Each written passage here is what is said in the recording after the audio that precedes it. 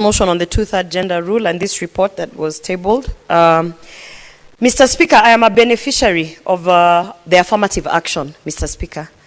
I am a beneficiary in the sense that I have been nominated in the Senate based on an affirmative action that was passed to ensure that we have equal representation of both men and women in spaces such as the National Assembly and the Senate, Mr. Speaker. Mr. Speaker, I have read through the report on the two-third gender rule and what has been submitted, Mr. Speaker.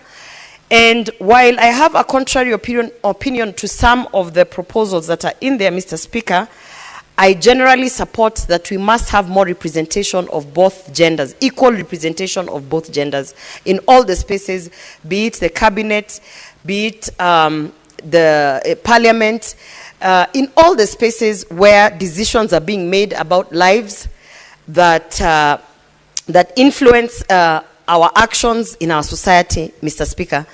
Mr. Speaker, I want to say that in the proposal of amending Article 98 to have additional seats in the Senate to represent women, Mr. Speaker, I just want to add, and I hope that this will be considered, that while we are having all these special seats, all these affirmative seats, all these what we call nominations, Mr. Speaker, we also have to consider that you are not just being nominated because you are a woman, but because you are, first of all, a leader, and you are actively participating in the space of politics. And Mr. Speaker, that you are interested in changing the lives of Kenyans so that they can be able to see you as someone who is representing you, is representing the public in all these spaces, Mr. Speaker. Therefore, I have to say that while we are looking at additional seats or putting more affirmative actions to ensure that we reach the two-third gender rule, we also have to consider where we are sending these women. Are we sending them without a vote, Mr. Speaker? I sit in the Senate as a specially elected senator, Mr. Speaker, and you do know that my vote, when it comes to all the matters that deals with the devolution, my vote is actually carried by my delegation chair, who is the elected senator for Kisii County, Mr. Speaker. So there are times where I sit in the House, I can represent women in this House by adding my voice, by debating. But when it comes down to the power of the vote, Mr. Speaker, the fact that specially elected senators who are here to represent either the gender or working groups or whatever, they don't have a vote, Mr. Speaker. And that is something that we have to consider so that we are not just having specially elected senators who have no power to influence decisions where it matters, Mr. Speaker. Mr. Speaker, I know that there has been a discussion on whether or not we need women in leadership, Mr. Speaker, and it's very unfortunate considering what has happened recently, considering the fact that we have lost the G7 member into a G6 member, Mr. Speaker, on the impeachment of Governor Kawira Mwangaza, Mr. Speaker. It is important that we understand that as we are making the strides in terms of gender representation, in terms of women empowerment, Mr. Speaker, there are a lot of things that need to be dealt with in these spaces, Mr. Speaker. One of them being looking into policies of how we approach matters from a gender lens, Mr. Speaker. We have to understand that it is not just about nominating or pushing women into the spaces of politics, but ensuring that we are able to be mentored, we are able to be guided, and we are also able to actually positively impact this politics or governance, and also to sustain those seats, Mr. Speaker.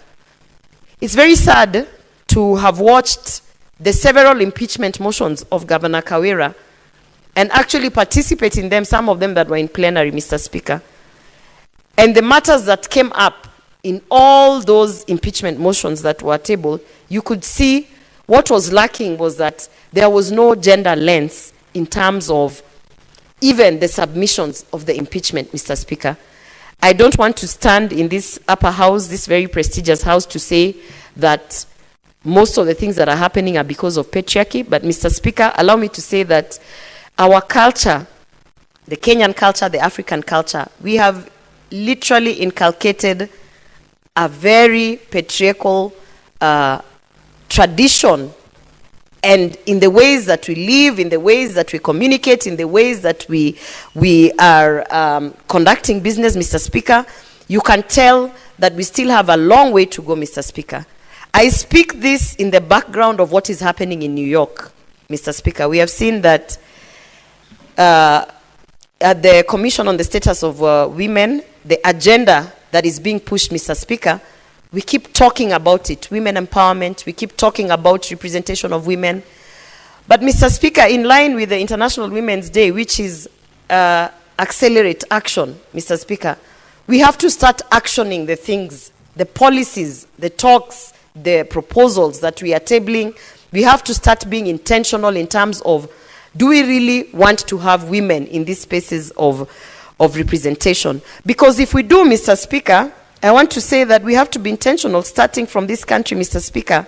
I have just seen that we have had many changes in the executive, Mr. Speaker. There has been a memo that has been circulated in terms of change in office, permanent secretaries and ambassadors and all those changes that have happened, Mr. Speaker.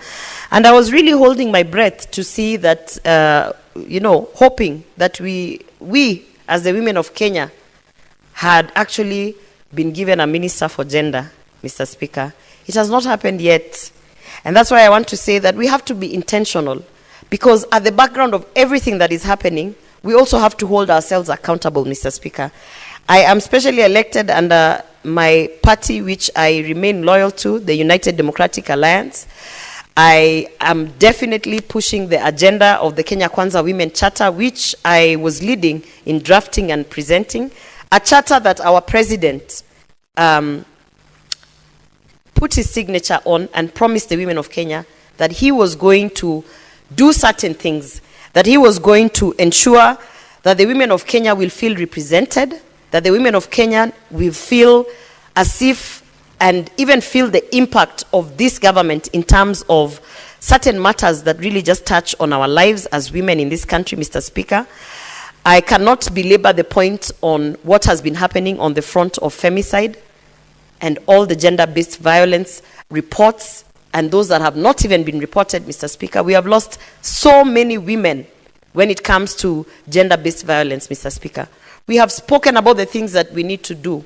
We have given reports and recommendations, Mr. Speaker. In this house, the upper house, we have brought statements.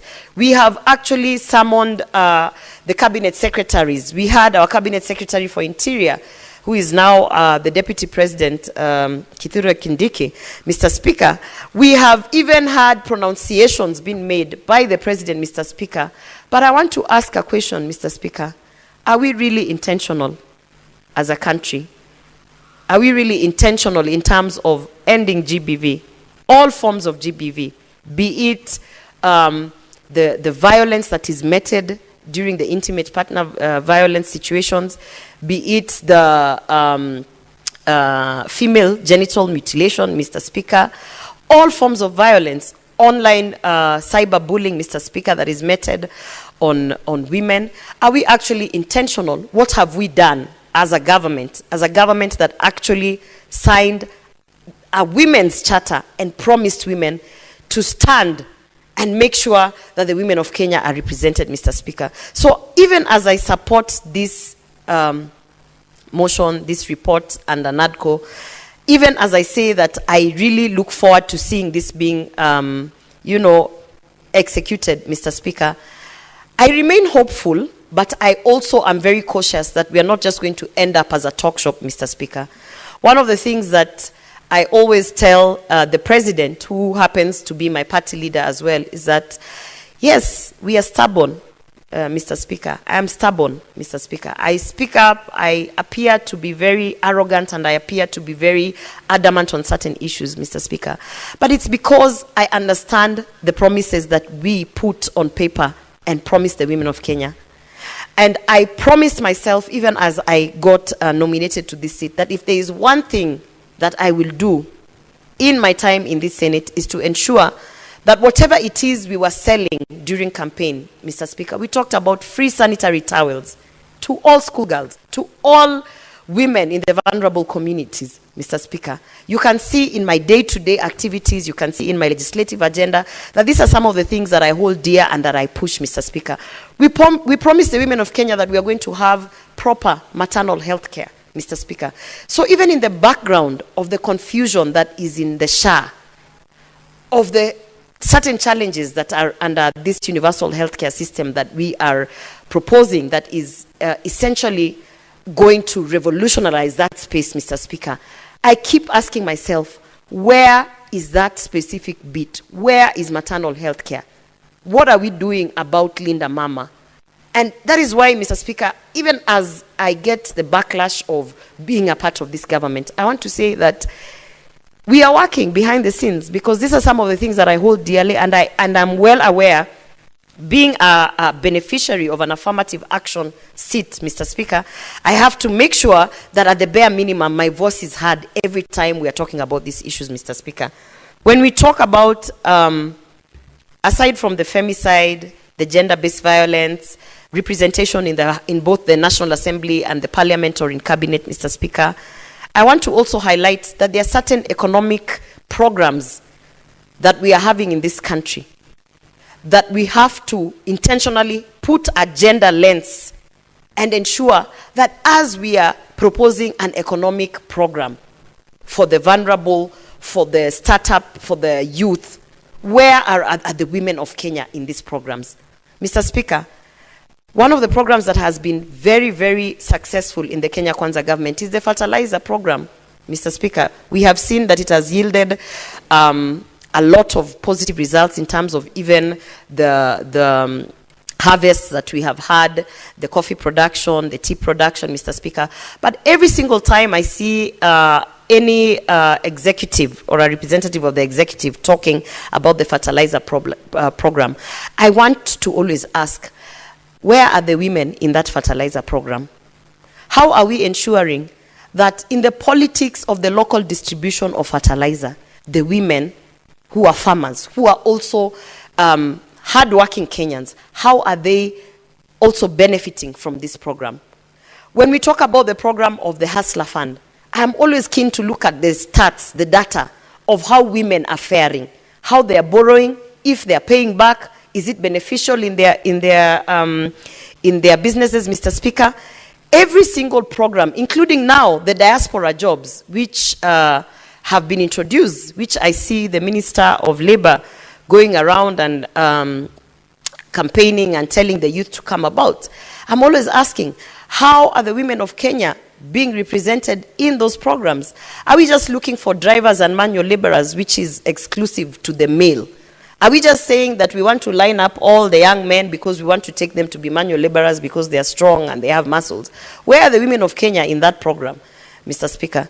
So, Mr. Speaker, today, as a beneficiary of the affirmative action, as I stand here today, I want to say I support this latest move to ensuring that we execute the two-thirds agenda, but I want to say that I am also cautiously observing if we are going to be intentional in actually seeing this execution of this report, of these amendments, of these proposals, all the way to its fruition. Because, Mr. Speaker, when it comes to matters, the women agenda, we are known to just talk and talk and talk.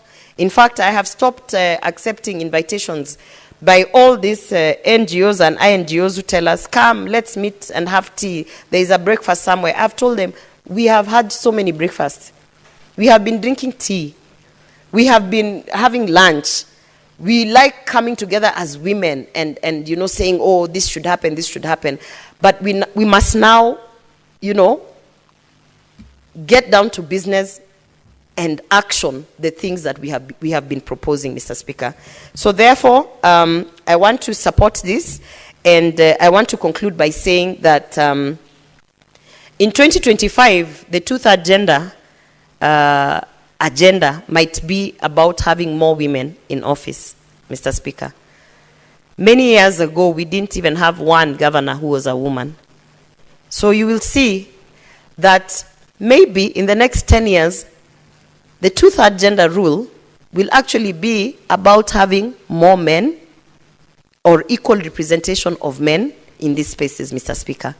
So let's not the men think that this is just a women affair, because once we get to the balance where we are 50-50, Mr. Speaker, definitely at one point we are going to be talking about ensuring that both the men and the women have equal representation, and we might even just surprise ourselves, and we might have nominated members of parliament in the Senate who are actually men coming because of the affirmative action.